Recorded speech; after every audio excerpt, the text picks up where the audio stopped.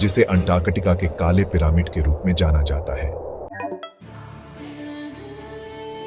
Technology के जमाने में हम अपने घर बैठे दुनिया घूम सकते हैं।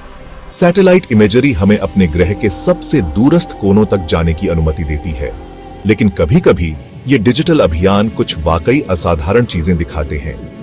2012 में शोधकर्ताओं के एक समूह ने गूगल अर्थ को देखते हुए एक चौंकाने वाली खोज की।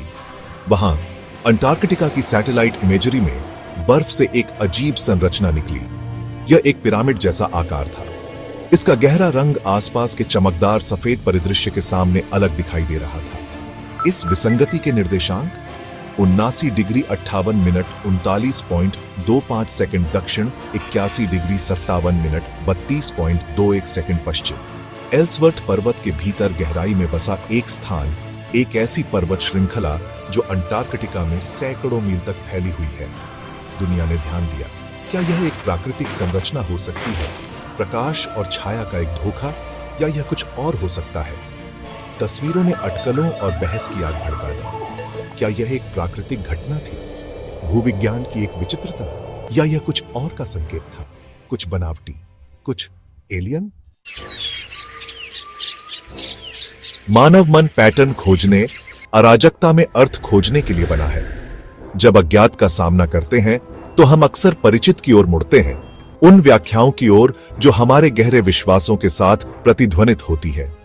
काले पिरामिड की खोज अलग नहीं थी। पूरे इंटरनेट पर सिद्धांत उभरने लगे। कुछ ने सुझाव दिया कि पिरामिड एक प्राचीन कलाकृति थी। सबूत है कि एक खोई हुई सभ्यता कभी अंटार्कटिका में फली फूली थी, एक सभ्यता जिसे बड़े पैमाने पर पत्थर में हेरफेर करने का ज्ञान था। दूसरों ने आगे कदम बढ़ाया। उन्होंने पिरामिड के सटीक ज्यामितीय आकार की ओर इशारा किया। उन्होंने प्राचीन अंतरिक्ष यात्रियों और उन्नत अलौकिक जातियों के बारे में बात की। क्या यह एक प्रकाश स्तंभ हो सकता है? उन्होंने पूछा। सितारों से परे आगंतुकों द्वारा छोड़ा गया एक साइन पोस्ट? सिद्धांत घूमते रहे। काला पिरामिड एक प्रतीक बन गया, अटकलों और साजिश का केंद्र बिंदु। इसने अस्पष्टीकृत के साथ हमारे सामूहिक आकर्षण का फायदा उठाया। इसने हमारे सबसे गहरे डर और हमारी बेतहाशा उम्मीदों को आवाज दी। भाग 4, संरक्षकों की चुप्पी, नासा का रुख और अंटार्कटिका के राज। जब असाधारण दावों का सामना करना पड़ता है तो हम अक्सर जवाब के लिए अधिकार की ओर देखते हैं। हम उन लोगों से मार्गदर्शन चाहते हैं जिन्हें हम ज्ञान के रखवाले के रूप में देखते हैं। काले पिरामिड के मामले में सभी की निगाहें नासा पर टिकी थीं। अंतरिक्ष एजेंसी, अन्वेषण और खोज के अपने इतिहास के साथ अंटार्कटिक पहेली पर प्रकाश डालने के लिए विशिष्ट रूप से स्थित लग रही थी। लेकिन उनकी प्रतिक्रिया या उसकी कमी ने केवल रहस्य को गहरा कर दिया। नासा चुप रहा। उन्होंने कोई आधिकारिक बयान नहीं दिया, पिरामिड की जांच के लिए कोई वैज्ञानिक अभियान नहीं भेजा। यह चुप्पी बहरी कर देने वाली थी। इसने साजिश की आग को हवा दी। कुछ ने फुसफुसाते हुए कहा कि नासा जितना बता रही है उससे ज्यादा जानती है, कि एजेंसी एक कवर अप में शामिल थी, अंटार्कटिका के बारे में सच्चाई को छिपाने का एक बेताब प्रयास। वे क्या छुपा रहे थे? उन्हें किस बात का डर था? भाग 5, अतीत की गूंज, प्राचीन सभ्यताएं और जमा हुआ स्फिंक्स। अंटार्कटिका में एक प्राचीन सभ्यता की संभावना उतनी दूर की कौड़ी नहीं है जितनी लग सकती है। इतिहास खोए हुए साम्राज्यों, उन संस्कृतियों की कहानियों से भरा है जो बिना किसी निशान के गायब हो गई। क्या अंटार्कटिका ऐसी ही किसी सभ्यता का घर हो सकता है? कुछ शोधकर्ताओं का मानना है कि यह संभव है। वे प्राचीन मानचित्रों की ओर इशारा करते हैं जो अंटार्कटिका को बर्फ से मुक्त भूभाग के रूप में दर्शाते हैं। वे एक दक्षिणी महाद्वीप की किंवदंतियों का हवाला देते हैं जो अपार शक्ति और प्राचीन ज्ञान का स्थान है।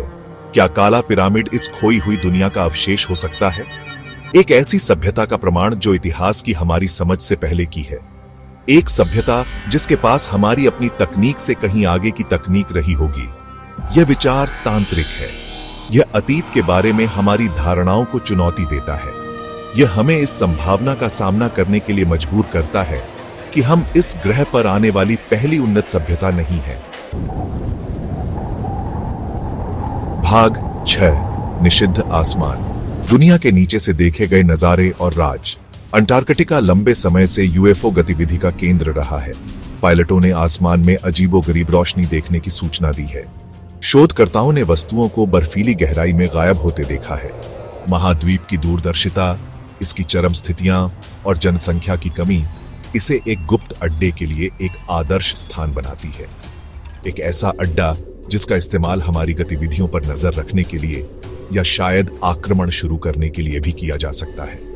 क्या ये देखे गए नजारे काले पिरामिड से जुड़े हैं? क्या यह संभव है कि संरचना एक विदेशी चौकी है जो अंतरतारकीय यात्रियों के लिए एक प्रकाश स्तंभ है?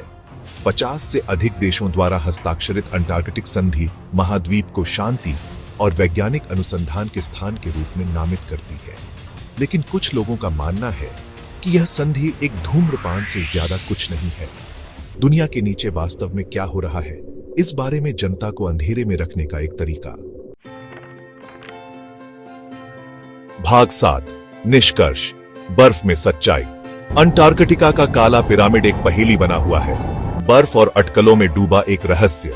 क्या यह एक प्राकृतिक अजूबा है, भूवैज्ञानिक शक्तियों की शक्ति का प्रमाण, या यह कुछ और है? क्या यह किसी प्राचीन सभ्यता का काम हो सकता है, मानव इतिहास का कोई खोया हुआ अध्याय, या यह एक संकेत है कि हम ब्रह्मांड में अकेले नहीं हैं, कि हमसे सितारों से परे के प्राणियों ने मुलाकात की है? सच्चाई हमेशा की तरह वही है, लेकिन यह बर्फ के नीचे गहराई में दबा हुआ है। यह खोजकर्ताओं की एक नई पीढ़ी का इंतजार कर रहा है, जो जमे हुए बंजर भूमि में जाने और काले पिरामिड के रहस्यों को उजागर करने के लिए पर्याप्त बहादुर हैं। आप क्या मानते हैं?